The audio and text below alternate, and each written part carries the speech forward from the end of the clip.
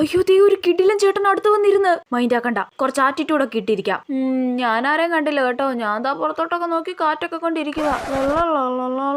ഓ ഫോണിൽ നോക്കിക്കൊണ്ടിരിക്കുവാണോ? അയ്യോ ദേ ഇങ്ങോട്ട് നോക്കുന്നു. പുറത്തോട്ട് നോക്ക്. ഹലോ.